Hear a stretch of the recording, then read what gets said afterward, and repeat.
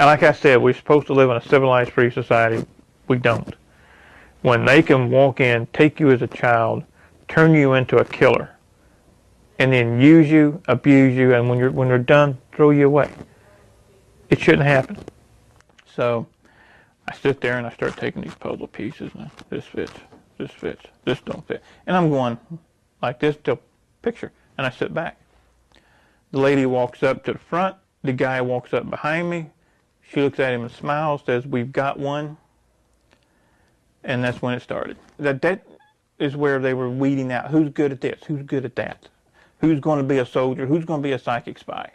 Everybody knows that Hitler was looking for the ultimate soldier, that super soldier, ultimate warrior. Hitler was also heavily into the esoteric arts with mind control. And at that time, they started combining the two. Mind control, super soldier, ultimate warrior. They just started putting it all together into one project, and that's where they got me. My kicks in my right leg were 120 miles an hour. My punching power was well over 18 to 1,950 foot-pounds. That'll bust concrete blocks. And I put 3 rounds through the heart of a very high intelligence official. This guy grabs me by the throat, and I just snapped sideways, threw my hands palm down, just threw them down, and screamed inside my mind. The guy goes up and back. I never touched him. I look over, and there's George Jr. sitting at the bar with the Secret Service bodyguards, drunk as a skunk, with the Secret Service trying to get him to calm down. Now, that's when I snapped awake. I don't remember driving there. Let's back up and find out exactly how you got into this program. They wanted people who were half Native American and half Celtic, whether it be Scottish, Irish, didn't matter, as long as it's Celtic. The reason for that is that the Native Americans and the Celtics are 2 of the races on the earth that are more superposed to paranormal abilities or psi abilities. Okay, and as a matter of fact, both of these cultures practice paranormal abilities. So it's kind of genetic memory. It's in our genetic memory. Okay, and I thought that's basically what it was until about 2 years ago when I found out that my father was a CIA agent. My father's been dead now for almost 15 years. I never had a clue. But with that new information, it made a lot of smaller tidbits of information and a lot of things that happened in the past. Now it all fits. Okay. Basically what happened with me is in 1966. I was 6 years old. And both my parents loaded me up in a truck, took me to town. Yeah, it's at the edge. It's dark, it's cold, snowing. I'll never forget today, okay, because it stands out. Why are we going to a hardware store this late in the afternoon? So we go into the store, and at this time my mom and dad are like not fighting, but they're not getting along. And I've been in the store several times with my grandfather. And we go into the back. I've never been to the back. And there's a door there that if you didn't know it was there, you'd walk right by it.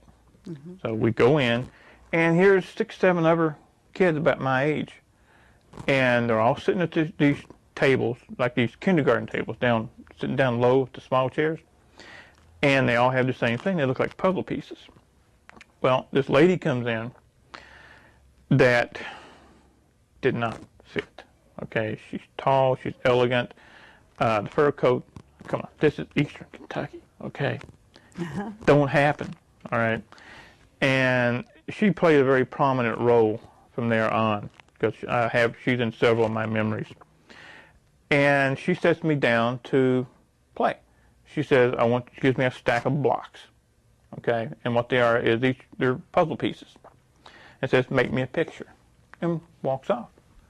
So I look around for my mom, and she's with a guy there who's in a suit who, again, shouldn't be there, okay? And they have a clipboard, and she's signing some papers. Now, 6 years old, I puzzled, but you don't think much of it. So I sit there, and I start taking these puzzle pieces, and this fits, this don't fit. And I'm going like this till picture, and I sit back. The lady walks up to the front. The guy walks up behind me. She looks at him and smiles, says, we've got one. And that's when it started. I was given something to drink. I remember feeling sleepy, and that's it. So are you saying, did you go home with your parents that night? No, I did not. I see. I was taken directly. This is what I found out later, because once I went to sleep, with whatever was in the drink, the Kool-Aid or soda, whatever they gave me, put me out. My next memory was at 9.5 years old. So you have a blank in your memory right now? Yeah. Now, I have some memories have came back, and I have bits and pieces of memories of what happened during all that. Some very vivid, some I have documentation, some are just memories that are there, okay? And then from there... At 9 years old, why do you remember 9 years old? What happened then? Because I had to take a stint in a hospital. A hospital here, the University of Kentucky. They did some type of procedures that no one's ever really been able to explain to me. Even as an adult, I tried to get the records, and no one will release those records to me. And from there, I had a couple of years as a kid where everything seemed okay, a lot of paranormal activity going on and all that. Then at 14, I'm gone again. Gone to the hospital? No, gone. Memories, gone. Oh. Okay, so looking back, though, you basically feel that you were trained as a soldier during that time? Yes. Could you describe some of the training to us? The easiest way to do that is to back up for 1 second. Sure. Imagine Project Talent, the people in Project Talent, being sent to school. Okay. When we're in elementary school, we're all taught the same thing. Okay. That's where the martial arts training was started. I have vivid memories of 15, 20 of us in a group with adults, and they trained us as adults. There was no kid gloves, okay? 6, 7 years old, 8 years old, you got your butt kicked off. I mean, they beat us tremendously, but we learned, okay? Once and the paranormal training started as well. Everybody, that is where they were weeding out who's good at this, who's good at that, who's going to be a soldier, who's going to be a psychic spy. You have at this time certain, like a black belt in karate or... Even after I continued on, I took classes on my own, started a couple of studios. I hold a 5th degree black now, legitimately a 5th degree black. In the real world, right. So to speak. Right. Now, you also said something in an interview that I read that said something about having remembered when you started teaching karate. This is how you triggered some earlier memories of all this. Right. There was one incident in particular. I had a friend of mine who was an ex-Green Beret, and he wasn't a regular. He would come in and work out with me when he was home on leave or those kind of things. And we're sparring one night, and he's a big, rough, raw-boned guy, okay? He's going to go in a bar and wipe half of it out and everybody can sweat. So we're sparring, and I did a technique that when he came up off the floor, he's angry, bumfuzzled. He's like, where did you learn that? And then it hit me. I don't have a clue. Where did I learn that? And he said, that came straight off the farm. I'm only 19 years old. I said, farm? What are you talking about? Cattle farm? Pig farm? I didn't have a clue. And he said, the CIA training facility, the farm. And little things started clicking. Okay? And when I really started to get memories back was about 8, 9 years ago when I had an automobile accident. And it ruptured 3 discs in my neck. And when they finally gave me the MRI, the electromagnetic resonance didn't mesh with the cranial implant. That you had gotten... Somewhere, somehow, I have a cranial implant. And I say this because I have it on film. And when they put me in the MRI machine, when they turned it on, when it started to spin, okay? Right. Imagine tremendous pain. Also imagine you're in there and you see 1,000 TV screens and they come at you at once. On each one of those TV screens is a picture. Each picture is a memory. And it's just coming. That's amazing. That's how I started to get total memory again. And now, I don't know, was this also correct? You were screaming and the engine, yes. the MRI blew up? Or? The MRI the machine itself caught on fire. That's what actually brought me out of it. Because I'm there in nothing but my underwear and a gown, holding my head, screaming bloody murder. And I noticed smoke, okay?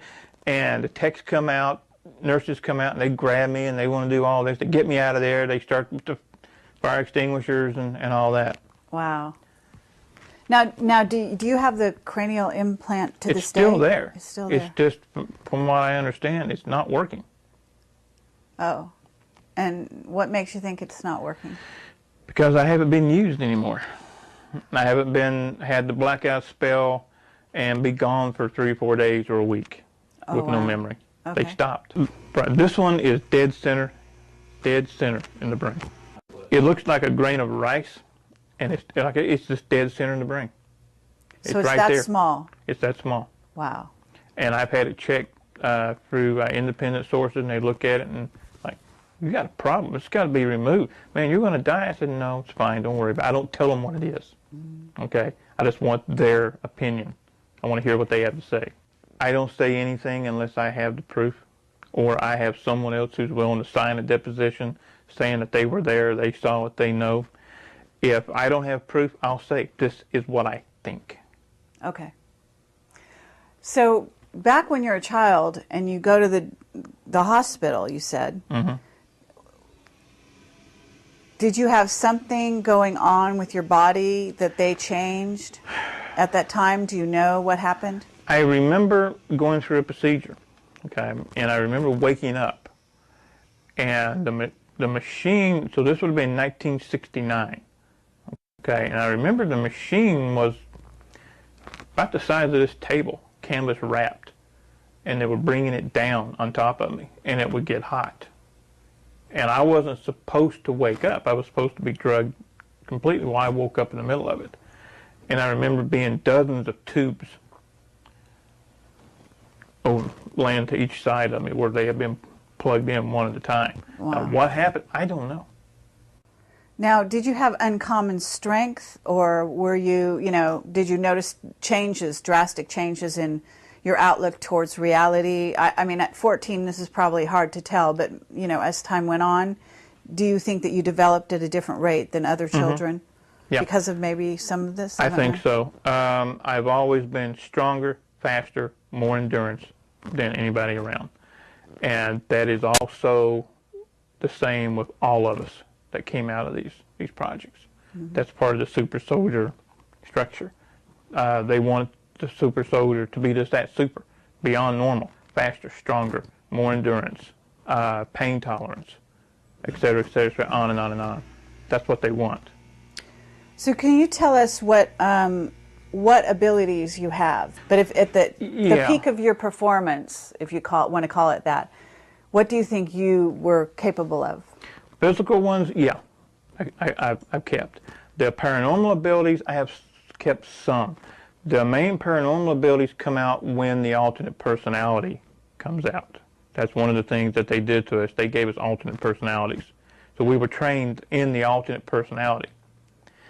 I have witnesses that have saw me bust heavy bags with one punch. You're not supposed to be able to do that.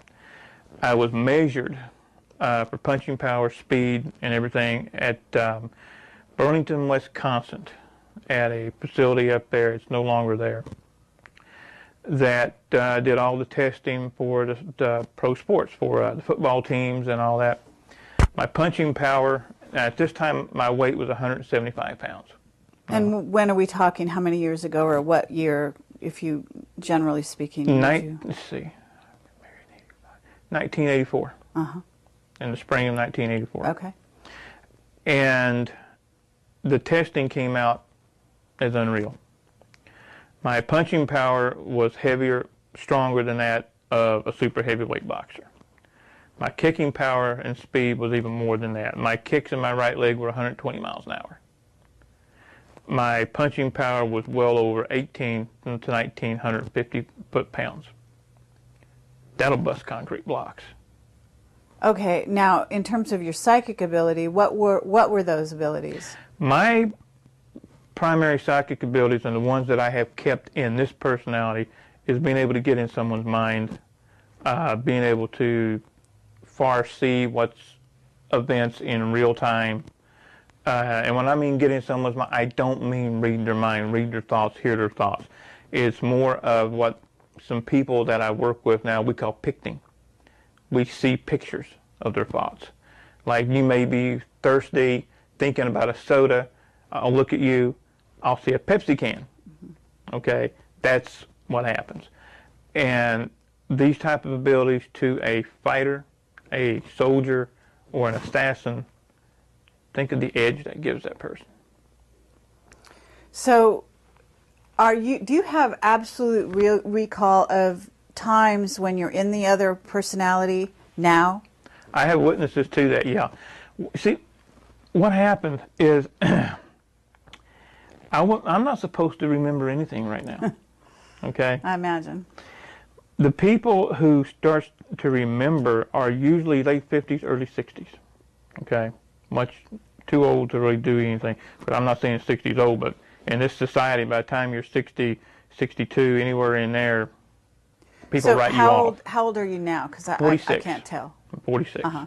I know. No, everybody says you don't look 46. That's one of the other traits that we have. Mm-hmm. None of us look our age. Longevity. Yeah. Okay. Most of the people who when they start getting their memories back, when they get their memories back is when the personalities begin to mesh. They're no longer personality A, personality B anymore. They start going together. So when all these other memories start coming in, meshing with the other memories, they go nuts. Most people. So most of these people committed suicide. Okay. Okay? And not the ones who didn't wind up in asylums. Is it possible, Duncan, that they could also have been programmed to commit suicide? Yes. Like a kind of self-destruct when no longer useful? Mm-hmm. Uh-huh. So Absolutely. you kind of have beat the system in a certain sense. Mm-hmm. And you must have had struggles. So what's keeping you going, and what is it that you think allowed you to sort of maintain? Mm-hmm. After the car accident, we moved from this area. We moved to upstate New Jersey. I was never supposed to lift anything over 5 pounds again. I was never supposed to be able to hold my arms above my head. That's how serious the neck injury was. 2 o'clock in the morning, I'm sitting in my apartment in New Jersey, and this little voice comes in. Said, "What the is your problem? What's wrong with you? You wimp, you're going to give up? You've been a fighter all your life. Get up and fight." I started doing push-ups that night. A year later, I'm fine. So you basically brought yourself back from your injuries. The injury's still there. I can go to a neurologist right now, let them do an x-ray, and they'll look at me and say, "You need to be in surgery today." Okay? Huh. But I refuse to go. The pain is still there. I live with pain 24/7. And again, if this hadn't been done to me as a kid, yeah, I'd probably be taking pain pills on a regular basis. But you're not. I take nothing. Mm-hmm. So now I'm curious because you have this tattoo on your arm. It looks actually kind of beautiful. Is this something you got in Vietnam? No. This was supposed to be one of a kind. It's my design. Really? This was something that came to me in a dream, actually. Wow. And I designed it. Is that a dragon? That's a dragon. Uh-huh. And I had a tattoo artist do it for me. And it stayed one of a kind for a couple of years, and then all of a sudden I started seeing it out, and she does have her work on a website. Uh-huh. And then I'm walking in the Walmart across the street of all places about 6 months ago, and there's a paperback novel, and that's on the front cover of the paperback novel, identical. And you designed it? And I designed this. Wow, cool. It's very nice. So what happened in Vietnam? Because you have an amazing story about that. I was in North Vietnam twice that I know of. Okay. Some of these areas are still murky because, like I said, I keep finding out more things every day. Okay. Once when I was 12 years old. Okay. I know people say, I got 1972. You were in Vietnam in 1972. Actually, we weren't in Vietnam. We were in Cambodia. Okay. We weren't supposed to be in Cambodia. A Navy SEAL team and a Marine Corps recon team were pinned down by the Cambodian Khmer Rouge. They called in for reinforcements, somebody to get them out. And I'm telling you exactly what a Marine Corps recon captain and a Navy SEAL captain told me. Now, I have my own memories of it, but I saw it from my point of view. I'm going to tell you from their point of view. A black helicopter, a Huey, lands. 12 kids come off the chopper.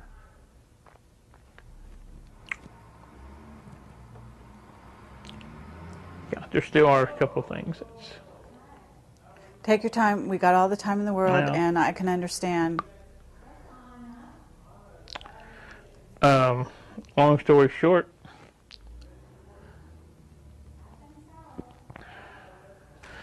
we came off the chopper, formed a semicircle, and we all held hands. Were they all boys? No. Oh. Were they all around the same age? Yeah, I was the oldest. Okay, so all around the age of 12?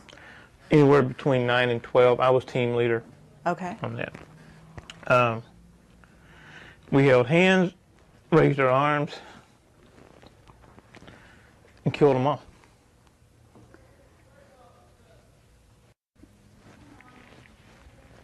Who did you kill? Every Khmer Rouge soldier within 20 miles. How is it that your powers were able to target the other side and not? I wasn't the trying to think of the phrase. I was like the lead battery, but I wasn't the one who did the targeting. Aimed. So you didn't actually aim your power. You guys were the power. Someone else did the aiming. Was it the kids that did the aiming, or someone else completely? One of the other kids. Oh yeah. Okay. Now, did you know the other kids? Mm-hmm. At the time, you knew the kids. I know one right now. Do you? Mm-hmm. Okay. Now, is this person willing to come forward or not? Not this one, no. Are they even aware that they're one of them? Mm-hmm. Are they? Yeah. Wow. Okay. Well, I mean, we really appreciate that you're sharing this with us, because this is obviously a huge thing, and people never like to talk about the sort of negative side of the powers of the mind, but obviously this is one of the applications, and there's no reason to hide it. It's not that. It's funny. I've done a lot of things that were not of my doing, not of my making. Mm-hmm. Some of them bring out an emotional response. Some don't. Some are kind of like, so what? And some I have no control. and I go through this little emotional, and then I'm okay, and then I'm fine with it. Sure. You know, it's like, I can't cry on command. Believe me, I've tried. Okay. But the way it was explained to me, it makes perfect sense. 12 kids. Imagine 12 batteries. You have one battery, you might get nothing. Add 2, you get a jolt. Add 3, you get a burn. Add 12, you get electrocuted. That's basically what we did. The 12 of us joined up through everything, kind of the semicircle, start from the center, because I was in the center, like this, out. And that's what happened. And this is something you guys were obviously trained to do. Right. Do you have a memory at all? Has anything come back of your trainers? Remember the lady in the hardware store? Yeah, she figured very prominently when I was young. The next memory I have of her is in a lab coat. And I'm in this house.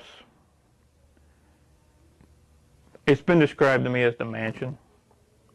And I have my couple of ideas where this place is or was, but I have no proof.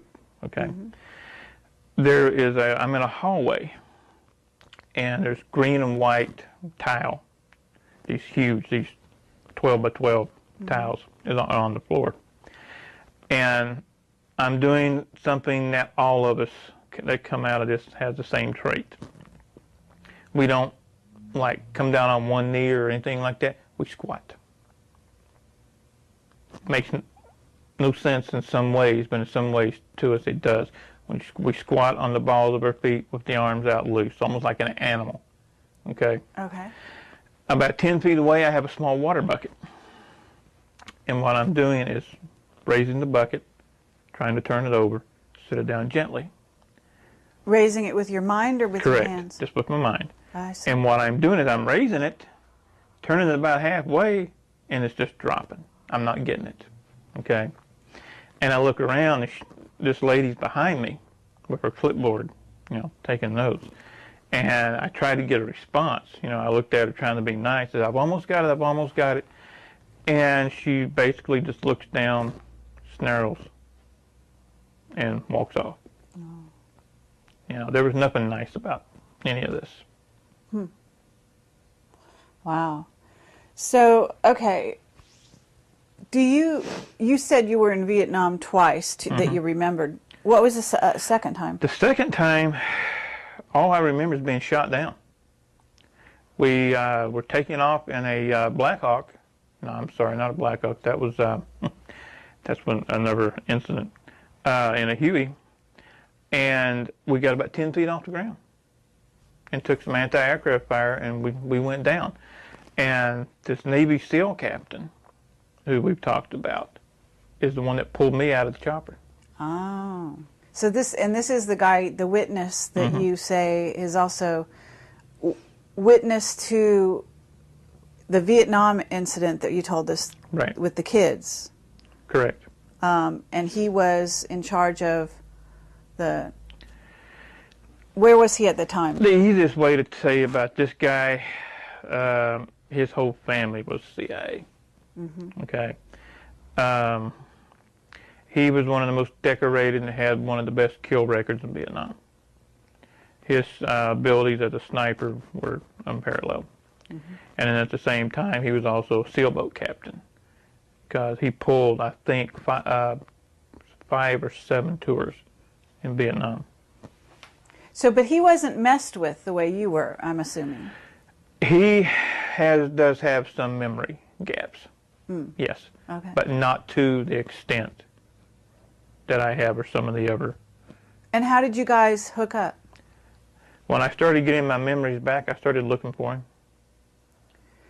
Because you knew who he was? I mean, you now you remembered from the age of 12 who he was? Yeah.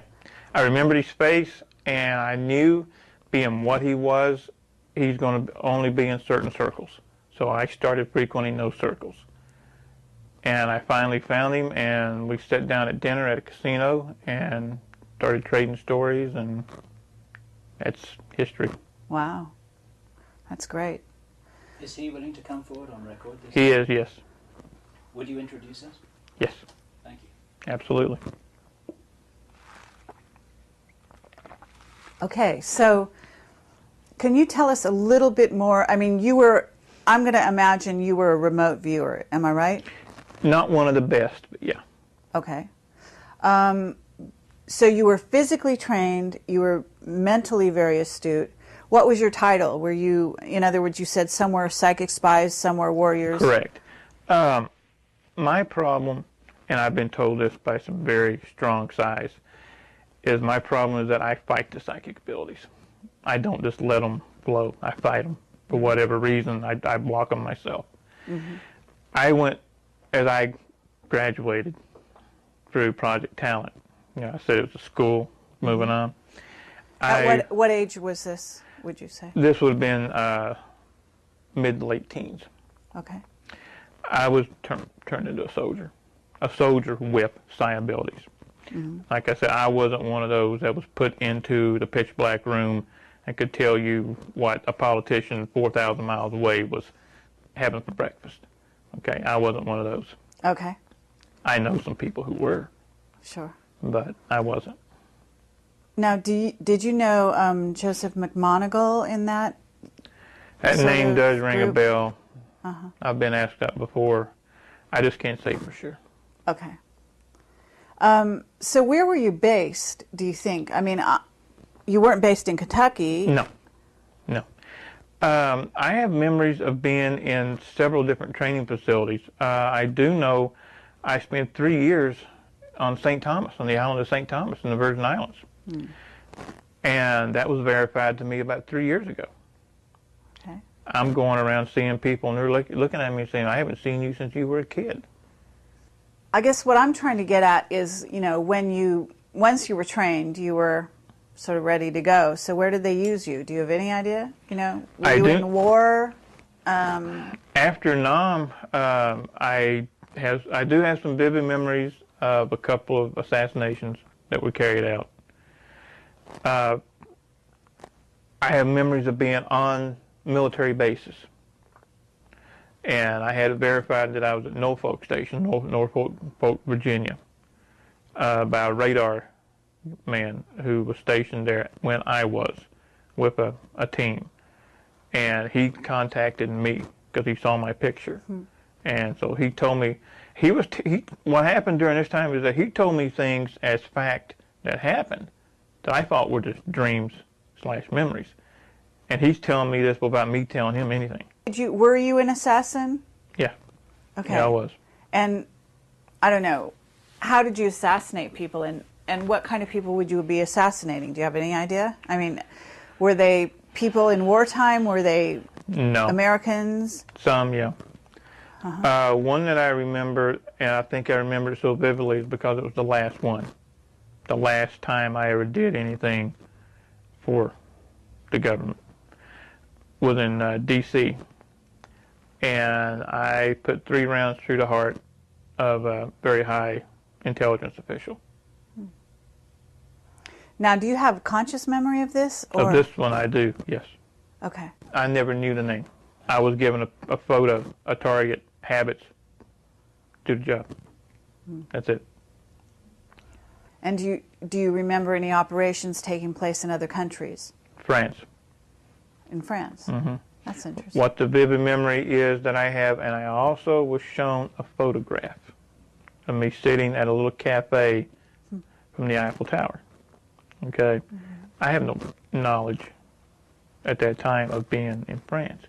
But the guy showed me the picture. It's a 8x10 black and white, and there I am, drinking something out of a cup with steam, and there's the Eiffel Tower in the background. Wow. And I remember doing a job, but I don't remember what it was about. A decoy was sent in, and what the lady was to do was to get the guy to come out of the bar, hopefully not exactly in his right mind, inebriated if possible.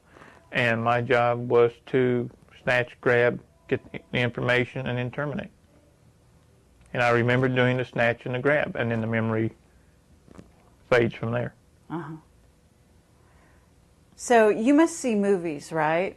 No, I don't. Oh, you don't go to I movies? can't. Okay, because I was wondering if maybe, you know, there's a lot of violence in movies, a lot of scenes of that kind of thing, and I was wondering if those might trigger some of your memories. They do. Violence per se does nothing. I love wrestling. Okay. As a matter of fact, I used to incorporate professional wrestling techniques into my teaching when I was an instructor. It's not the violence per se. The last movie I tried to watch of that nature was The Bourne Identity. I couldn't get halfway through it. I do a total change. Okay, you see your personality does a change? My personality changes. God help whoever I'm watching a movie with. And I'll just get up and walk away. Sci-fi movies don't bother me. But anything concerning government black operations, CIA, NSA, covert killings, I can't do it. Do you have any remembrance of other planets? I know this sounds a little out there, but I have heard of actually some not. soldiers. Actually not. There is one thing that a couple of us share, and that is a deep fear and dread of the planet Mars. Bring up the planet Mars to us, and it's just like watching one of those movies. I was just about to do that. So, yeah, Mars specifically.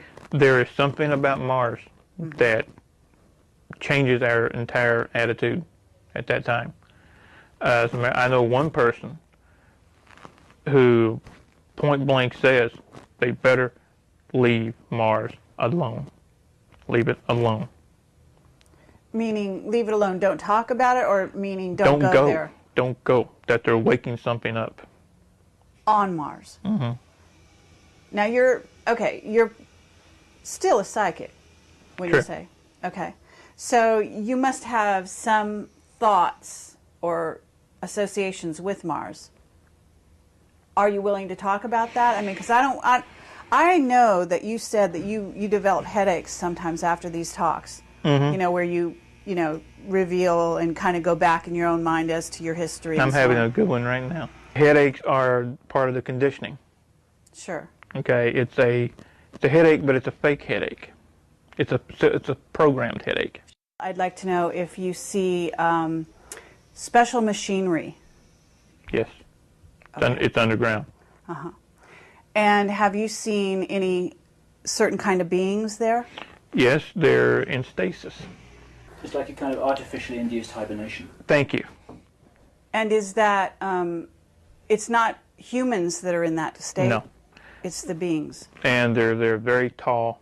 They have long features. Do they look like the Egyptian Quite believers? a bit. Okay. Quite a bit. Talk a lot about anger in the recent interview that I saw that you've got, I guess, on your site. Yeah. And can you tell us a little about that? Can you describe the anger, how you deal with it? There was, at one time, it was pure rage. When these memories came back, and when I sat down and I started putting together all the things that, starting at 6 years old, all the things that was done to me, things that I was forced to do, etc. It was pure rage. You know, my first impulse was to go to D.C. and just go nuts, okay? Well, as the old saying goes, I'm crazy but not stupid, okay? And as a fighter, I was trained, channel your anger. Don't let your anger channel you. And that's what I started doing. So I took, instead of just being so mad I can't do anything, I turned that anger to being so mad I want to do something. And I've stayed that way. So is that why you started writing books? No, actually I started writing as just kind of my own therapy, just to get it out. And I had never written anything. And somebody read some of it and said, this is pretty good, you need to keep it up. And so I did. And now you've got a book coming out, isn't that right? Yeah, Deadly Awakening. It's about everything we've talked about here, plus all the side streets that we don't have time to go up. It's supposedly going to be turned into a movie. Okay, that totally caught me off guard. So. Well, that's wonderful. You know, that's very exciting. In terms of telling your story to a wider audience, what would you like to result from that? I would like to see enough people wake up to march on Washington and say these projects stop and hold the people accountable. Okay, there's not going to be class action lawsuits. There's not going to be prosecution. That's fine. You know, I got over that years ago. Everybody else involved needs to get over that. Just hold them accountable and stop it. Okay? Do you think this is still continuing this day? Yeah, absolutely I do. Do you have any information about in what form these projects are continuing? I remember think you said in the 60s there were 1,000 kids, of which there were there are only 60 left. In 1966, there was supposed to have been 1,000 that were taken worldwide that was in my group, as it were. There's only about 20 of us left now. You know, I think what I have to explain, we were actually at 6, 7 years old put in survival of the fittest. Okay, our personalities were split. Any normal kid, any normal person would not do the things that we did in their right frame of mind. So they had to split our personalities, and they had a clean slate with that new personality. Had no rhyme, no reason, no right, no wrong, no concept. So they made it into what they wanted it to be. This is how they split my personality. Now, I don't know, I'm sure they did the same identical thing to other people, but I know for a fact not to each one. There were different techniques for different people, different kids. Now, the way it was described to me when I was a kid is it's your treatments, almost medical terminology. Imagine being 6 years old, and this is one of the funny things, I can talk about this with very little emotional because it was done to me, not something I did to someone else. You're strapped naked to a wooden chair. Arms out like this. Here, you're strapped here, here, and here. Your fingertips are spread open. Things are inserted here. So you can't do this. And I know you noticed, because I saw it in your mind and I saw it in your eyes, I have a phobia about my fingertips.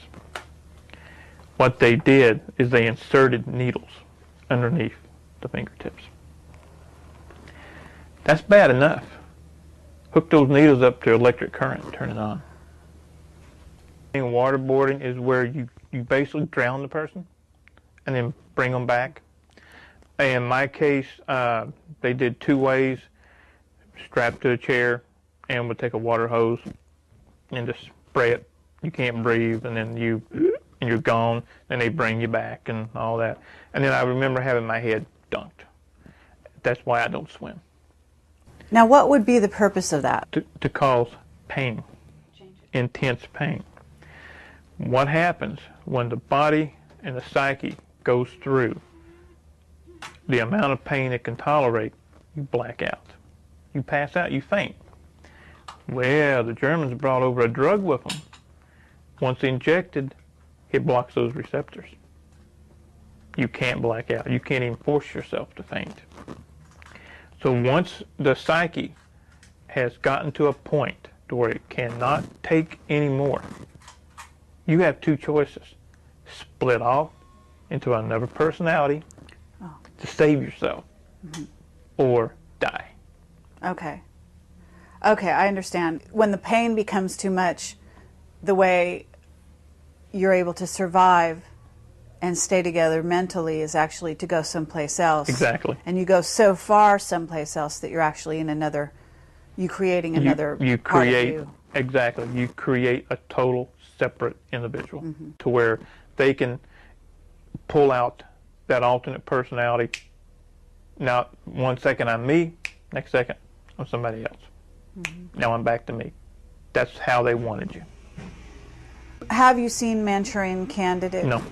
You never saw that? No. Okay. Well, if I refer to that movie, I don't know if you know what I mean, but... I know what the Manchurian Candidate is, yeah. You know what it's about. Yeah. Okay. Is it possible that you could be activated by a phone call, say? The last time that I did a job, that's what it was. I got a phone call in the middle of the night.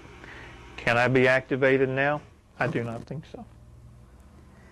They burnt the chip out. Okay. Do you think it's a tone? Do you think it's words? I mean, do you have any idea what it is? I think it's a combination, and I think it's more than one. There's, in order to open a combination safe, you've got to have a combination, which is more than one number.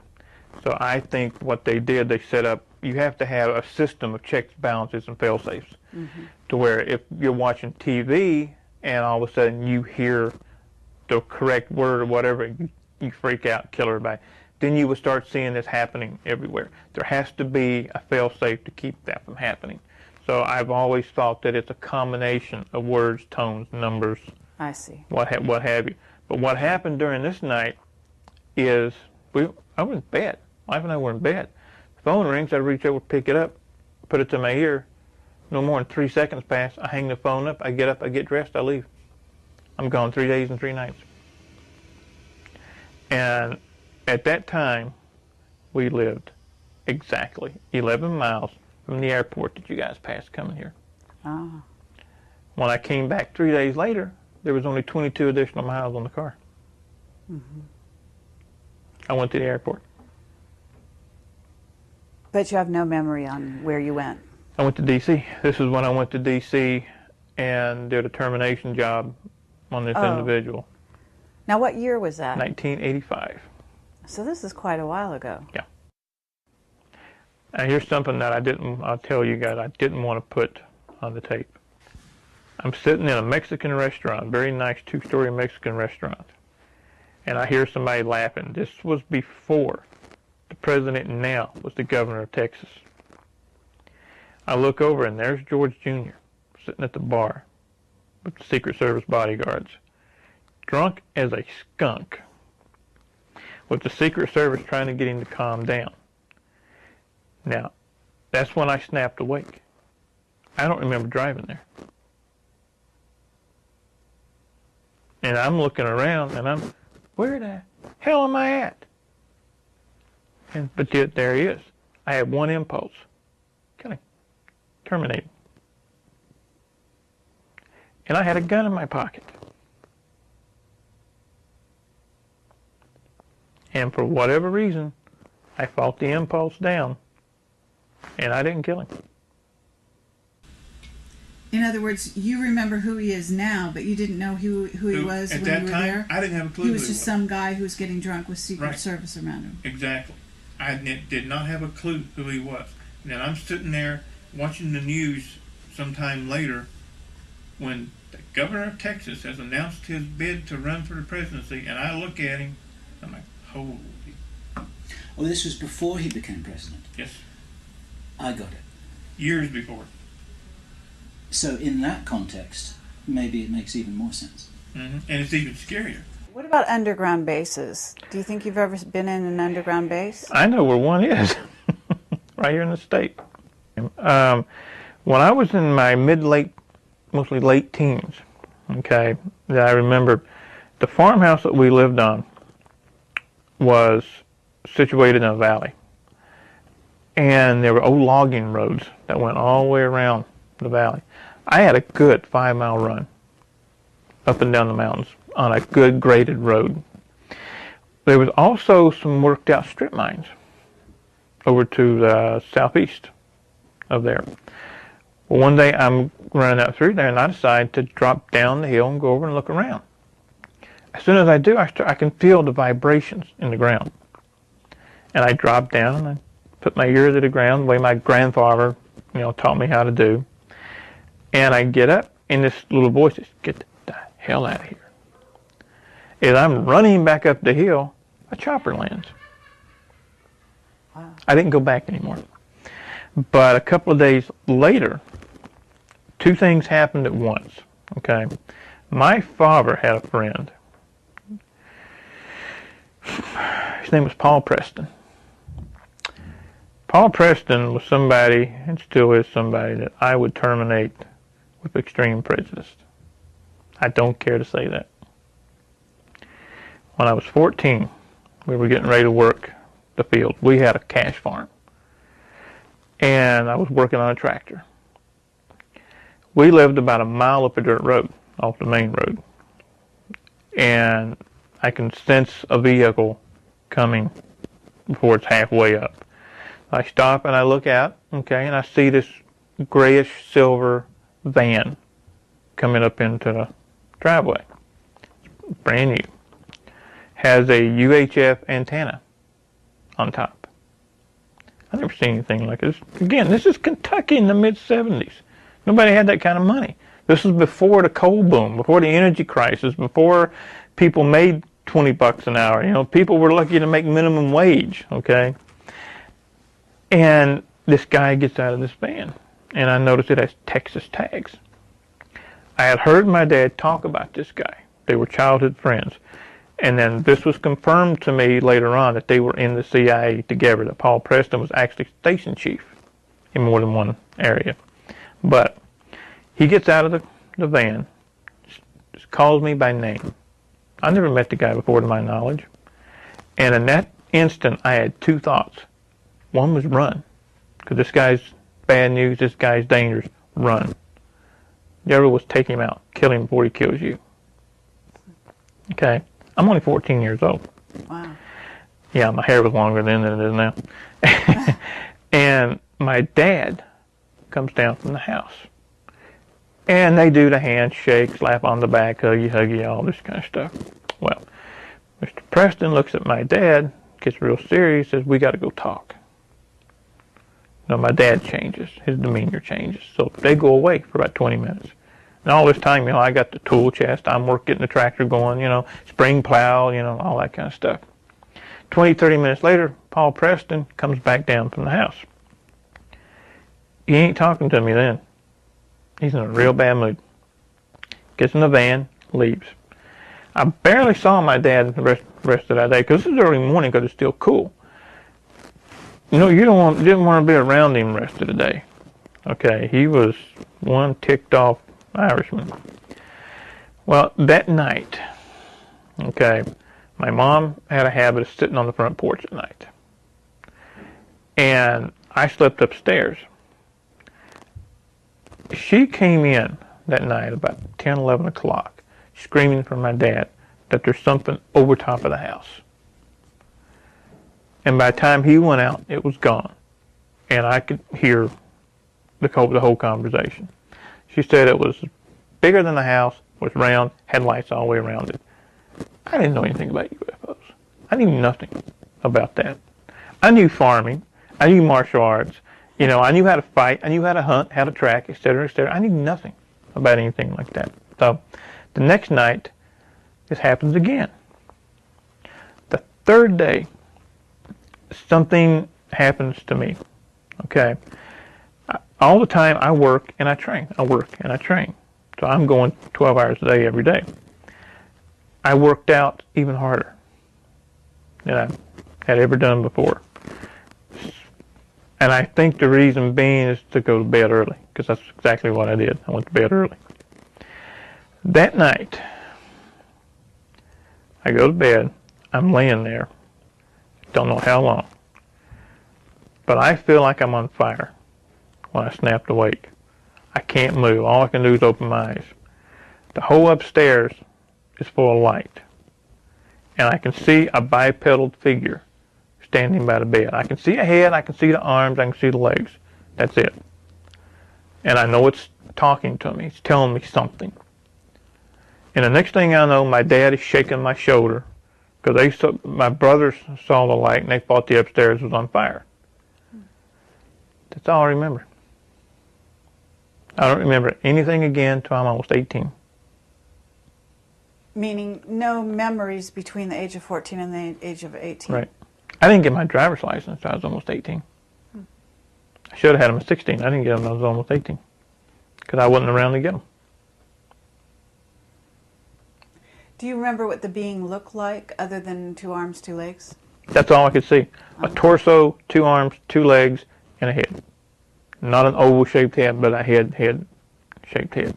A normal shaped head. I'd estimate maybe 6 feet tall. And it was white as well, but a paler shade of white than the rest of the white in the room. I think all of these go together. The visit from Paul Preston, the craft over the house, and then my leaving again. All go together. And your father's anger, perhaps? Yeah. Okay. I think he may have thought, for whatever reason, that I was clear of it.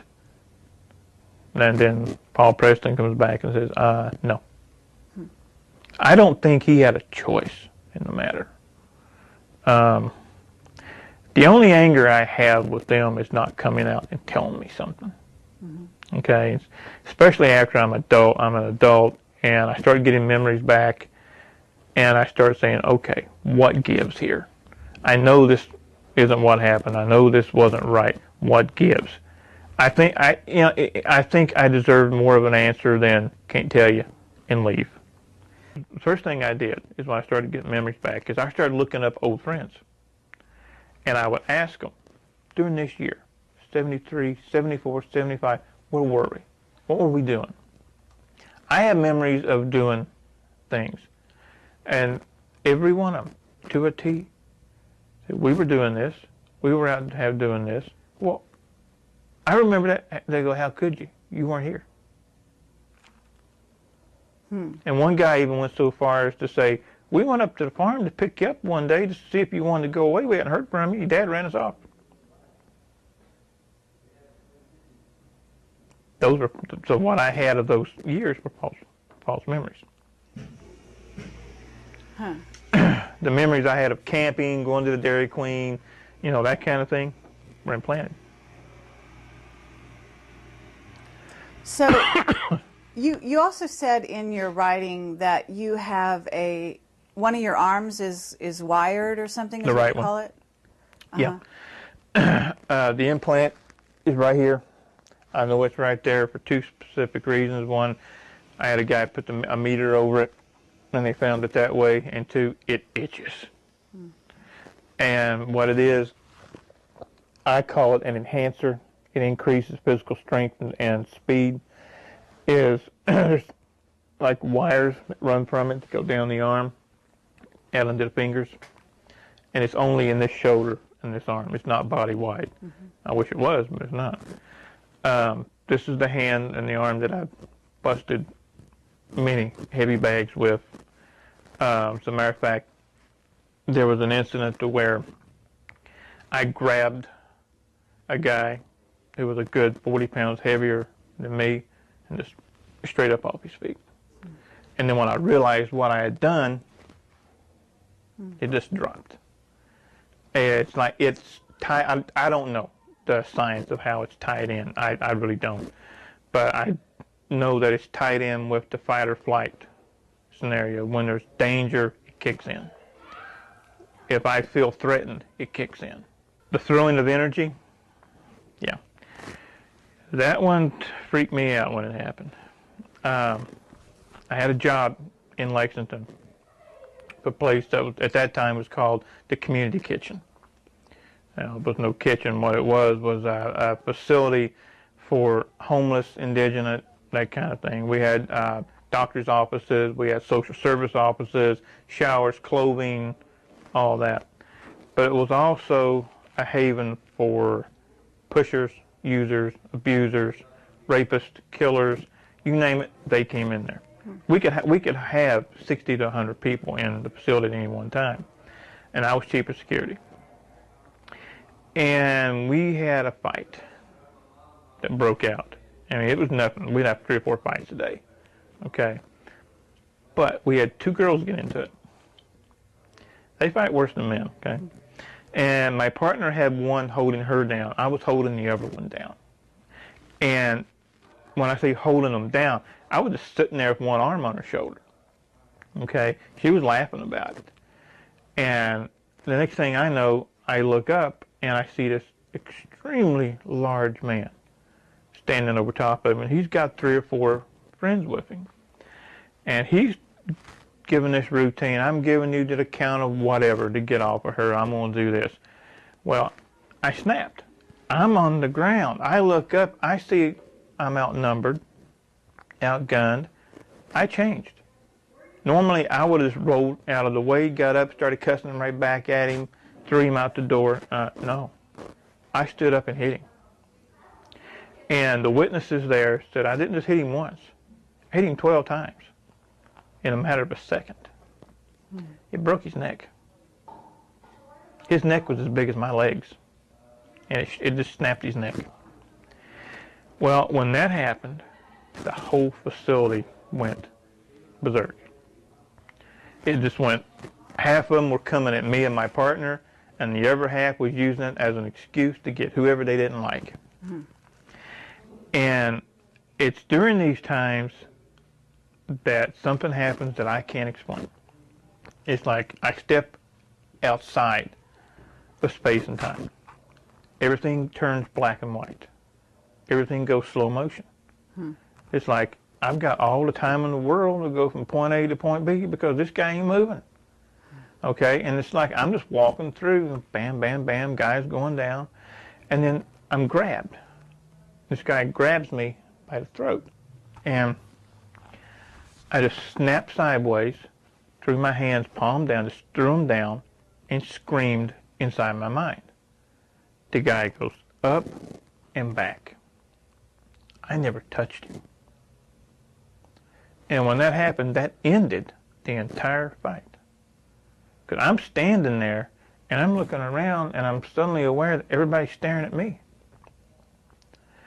And somewhere during this time, the cops have been called. So here come the cops, here come the ambulances, the paramedics. And I talked to one of the cops, give the report. Half of them are taken to the hospital, the other half are barred out, some are taken to jail. And I went to the nearest bar I could find. And I sat there because I didn't know what to do. I knew I knew something had happened. I knew it was real because people were saying, coming up to me, what did you do? How did you do that? And I'm like, I don't have an answer for you. I don't know. What year was this that this happened?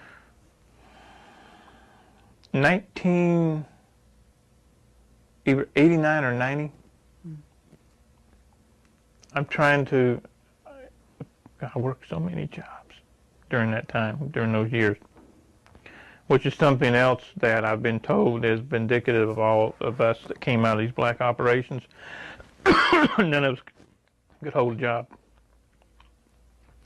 It was like, and I know from personal experience, we'd be the greatest thing since sliced bread for a couple of months, and then all of a sudden the boss or supervisor comes out, finds something wrong, and we're fired. What I found out over the years is that's not unique to me. Is they want to keep you one step below poverty level, keep your mind occupied on other things. Right, survival, Right. Daily survival, so that you can't go further into your own memories type thing. And there's also another reason for that, and I've been told this by more than one person. Who listens to somebody who's broke? Sure. But everybody listens to someone who's wealthy. Yeah. And I think those two go together to make that. There was an incident which you also reported that you described as a kind of personal teleportation incident, or you went through a wall and you had a witness. Yes, absolutely. What do you recall about that? I get freaked out every time I think about that one. It was at a house in Oklahoma, and I was helping a friend of mine move. And I was in the one bedroom, and she was in the kitchen.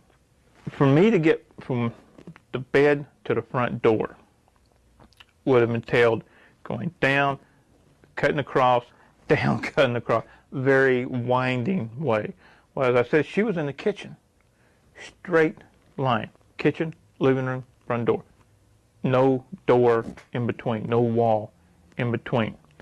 Well, she was reading and doing her own thing in the kitchen, and I'm sound asleep. And her youngest son gets up screaming and goes to the front door trying to get out.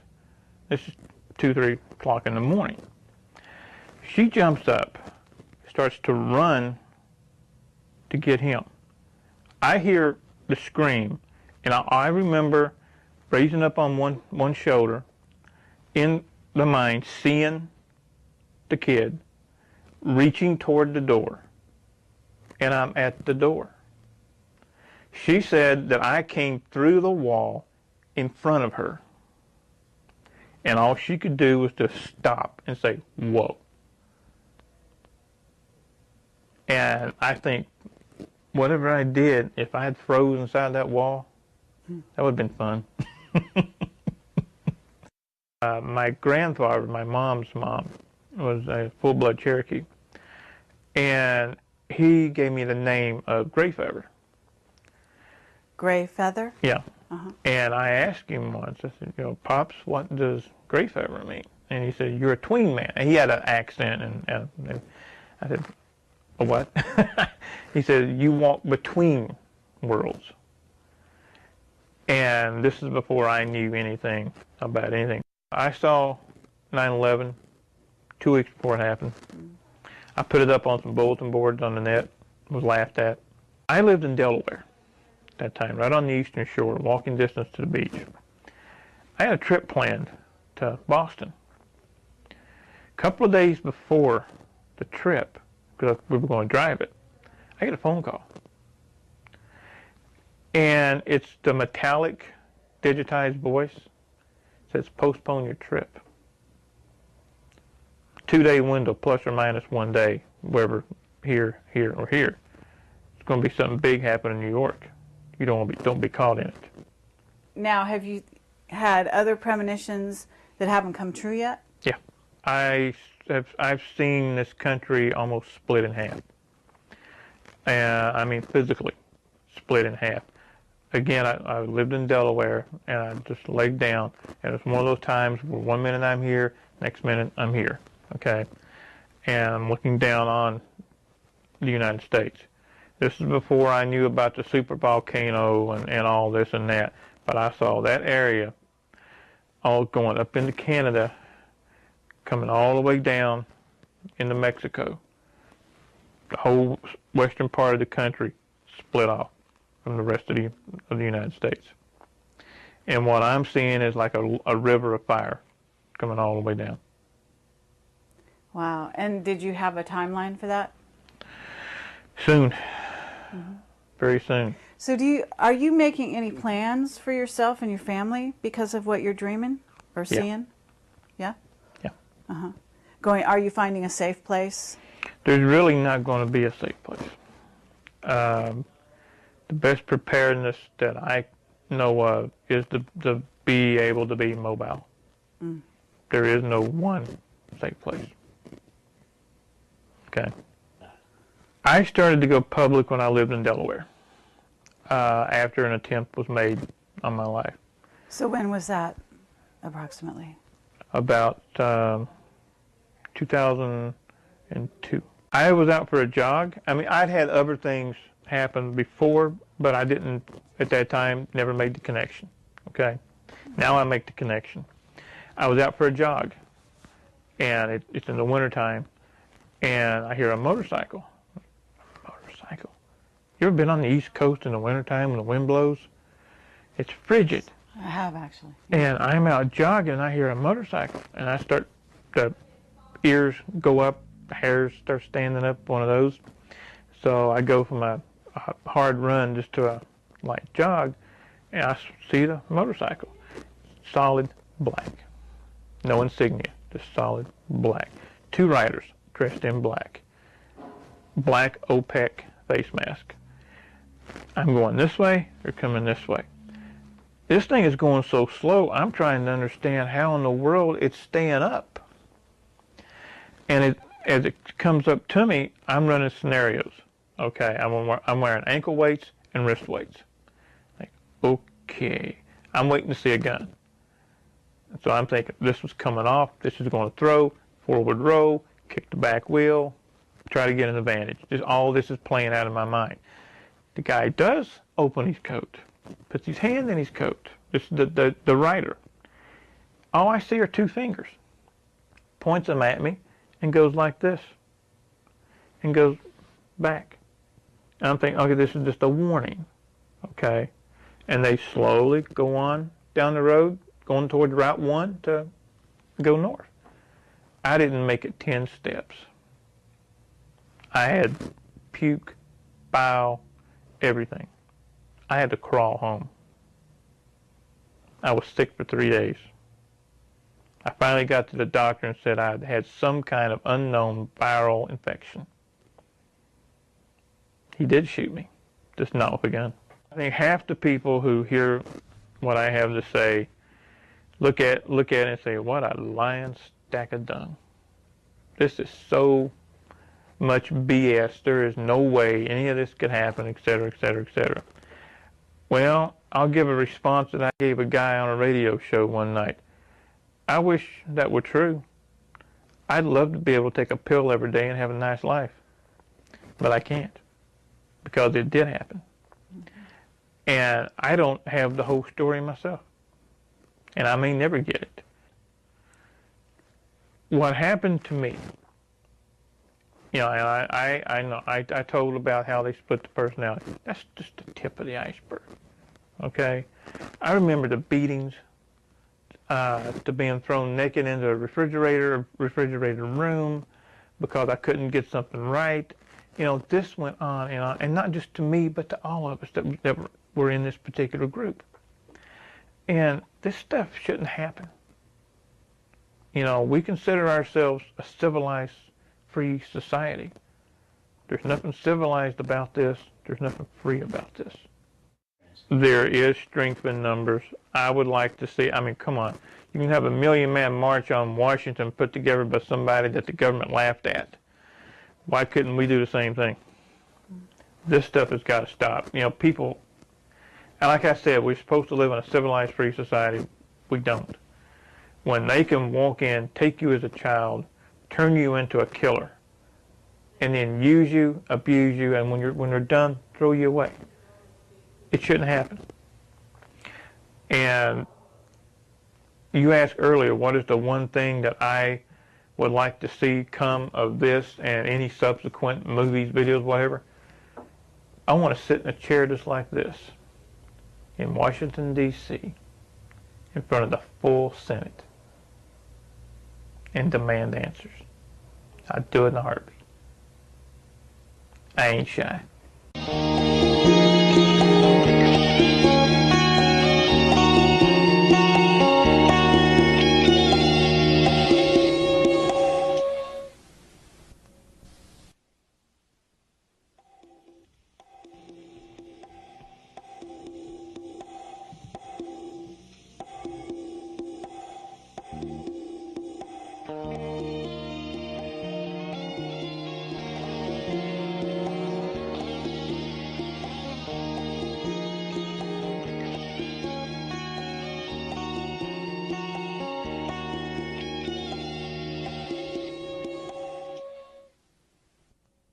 A lot of paranormal activity going on and all that. Then at 14, I'm gone again. Gone to the hospital? No, gone. Memories, gone. Oh. Okay, so looking back, though, you basically feel that you were trained as a soldier during that time? Yes. Could you describe some of the training to us? The easiest way to do that is to back up for 1 second. Sure. Imagine Project Talent, the people in Project Talent, being sent to school. Okay. When we're in elementary school, we're all taught the same thing. Okay. That's where the martial arts training was started. I have vivid memories of 15, 20 of us in a group with adults, and they trained us as adults. There was no kid gloves. Okay. 6, 7 years old, 8 years old, you got your butt kicked off. I mean, they beat us tremendously, but we learned. Okay. Mm-hmm. Once and the paranormal training started as well. Everybody, that is where they were weeding out who's good at this, who's good at that, who's going to be a soldier, who's going to be a psychic spy. You have at this time certain like a black belt in karate or Even after I continued on, I took classes on my own. Started a couple of studios. I hold a 5th degree black now, legitimately a 5th degree black. In the real world, Right. so to speak. Right. Now, you also said something in an interview that I read that said something about having remembered when you started teaching karate. This is how you triggered some earlier memories of all this. Right. There was one incident in particular. I had a friend of mine who was an ex-Green Beret, and he wasn't a regular. He would come in and work out with me when he was home on leave or those kind of things. And we're sparring one night, and he's a big, rough, raw-boned guy. Okay, he's going to go in a bar and wipe half of it out, and everybody sweat. So we're sparring, and I did a technique that when he came up off the floor, he's angry, bumfuzzled. He's like, "Where did you learn that?" This is Eastern Kentucky, okay? Don't happen, all right? And she played a very prominent role from there on, because she's in several of my memories. And she sets me down to play. She says, she gives me a stack of blocks, okay? And what they are is they're puzzle pieces. It says, "Make me a picture," and walks off. So I look around for my mom, and she's with a guy there who's in a suit who, again, shouldn't be there, okay? And they have a clipboard, and she's signing some papers. Now, 6 years old, I puzzled, but you don't think much of it. So I sit there, and I start taking these puzzle pieces, and this fits, this don't fit. And I'm going like this till picture, and I sit back. The lady walks up to the front. The guy walks up behind me. She looks at him and smiles, says, "We've got one." And that's when it started. I was given something to drink. I remember feeling sleepy, and that's it. So are you saying, did you go home with your parents that night? No, I did not. I see. I was taken directly. This is what I found out later, because once I went to sleep, with whatever was in the drink, the Kool-Aid or soda, whatever they gave me, put me out. My next memory was at 9.5 years old. So you have a blank in your memory right now. Yeah. Now, I have some memories have came back, and I have bits and pieces of memories of what happened during all that. Some very vivid, some I have documentation, some are just memories that are there, okay?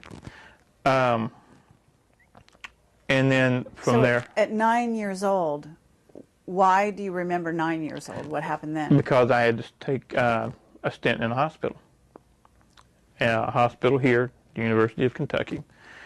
They did some type of procedures that no one's ever really been able to explain to me. Even as an adult, I tried to get the records, and no one will release those records to me. And from there, I had a couple of years as a kid where everything seemed okay with the Secret Service bodyguards. Drunk as a skunk, with the Secret Service trying to get him to calm down. Now, that's when I snapped awake. I don't remember driving there. Let's back up and find out exactly how you got into this program. They wanted people who were half Native American and half Celtic, whether it be Scottish, Irish, didn't matter, as long as it's Celtic. The reason for that is that the Native Americans and the Celtics are two of the races on the earth that are more superposed to paranormal abilities or psi abilities, okay? And as a matter of fact, both of these cultures practice paranormal abilities. So it's kind of genetic memory. It's in our genetic memory, okay? And I thought that's basically what it was. Until about 2 years ago, when I found out that my father was a CIA agent. My father's been dead now for almost 15 years. I never had a clue. But with that new information, it made a lot of smaller tidbits of information and a lot of things that happened in the past. Now it all fits. Okay. Basically, what happened with me is in 1966. I was 6 years old. And both my parents loaded me up in a truck, took me to town. Yeah, it's at the edge. It's dark, it's cold, snowing. I'll never forget the day, okay, because it stands out. Why are we going to a hardware store this late in the afternoon? So we go into the store, and at this time my mom and dad are like not fighting, but they're not getting along. And I've been in the store several times with my grandfather. And we go into the back. I've never been to the back. And there's a door there that if you didn't know it was there, you'd walk right by it. Mm-hmm. So we go in, and here's 6, 7 other kids about my age. And they're all sitting at these tables, like these kindergarten tables, sitting down low with the small chairs. And they all have the same thing. They look like puzzle pieces. Well, this lady comes in that did not fit. Okay, she's tall, she's elegant, the fur coat.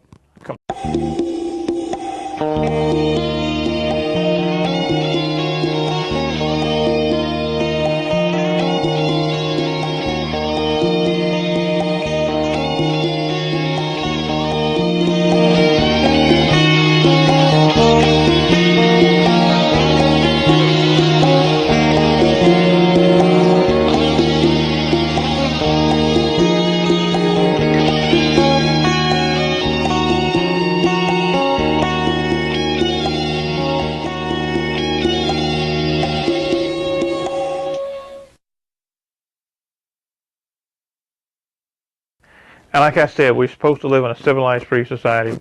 We don't. When they can walk in, take you as a child, turn you into a killer, and then use you, abuse you, and when they're done, throw you away. It shouldn't happen.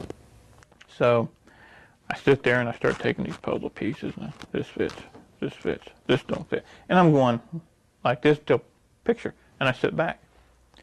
The lady walks up to the front. The guy walks up behind me. She looks at him and smiles, says, "We've got one." And that's when it started. That is where they were weeding out who's good at this, who's good at that, who's going to be a soldier, who's going to be a psychic spy. Everybody knows that Hitler was looking for the ultimate soldier, that super soldier, ultimate warrior. Hitler was also heavily into the esoteric arts with mind control. And at that time, they started combining the two. Mind control, super soldier, ultimate warrior. They just started putting it all together into one project, and that's where they got me. My kicks in my right leg were 120 miles an hour. My punching power was well over 18 to 1,950 foot-pounds. That'll bust concrete blocks. And I put 3 rounds through the heart of a very high intelligence official. This guy grabs me by the throat, and I just snapped sideways, threw my hands palm down, just threw them down, and screamed inside my mind. The guy goes up and back. I never touched him. I look over, and there's George Jr. sitting at the bar. And then it hit me. I don't have a clue. Where did I learn that? And he said, that came straight off the farm. I'm only 19 years old. I said, farm? What are you talking about? Cattle farm? Pig farm? I didn't have a clue. And he said, the CIA training facility, the farm. And little things started clicking. Okay? And when I really started to get memories back was about 8, 9 years ago when I had an automobile accident. And it ruptured 3 discs in my neck. And when they finally gave me the MRI, the electromagnetic resonance didn't mesh with the cranial implant. That you had gotten... Somewhere, somehow, I have a cranial implant. And I say this because I have it on film. And when they put me in the MRI machine, when they turned it on, when it started to spin, okay? Right. Imagine tremendous pain. Also imagine you're in there and you see 1,000 TV screens, and they come at you at once. On each one of those TV screens is a picture. Each picture is a memory, and it's just coming. That's amazing. That's how I started to get total memory again. And now, I don't know, was this also correct? You were screaming and the engine, yes. the MRI blew up? Or The MRI the machine itself caught on fire. That's what actually brought me out of it. Because I'm there in nothing but my underwear and a gown, holding my head, screaming bloody murder. And I noticed smoke, okay? And the techs come out, nurses come out, and they grab me, and they want to do all this. They get me out of there. They start with the fire extinguishers and all that. Wow.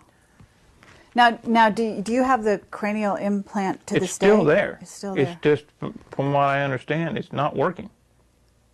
Oh. And what makes you think it's not working? Because I haven't been used anymore. I haven't had the blackout spell and be gone for 3 or 4 days or a week with no memory. Okay. They stopped. Right. This one is dead center in the brain. It looks like a grain of rice, and it's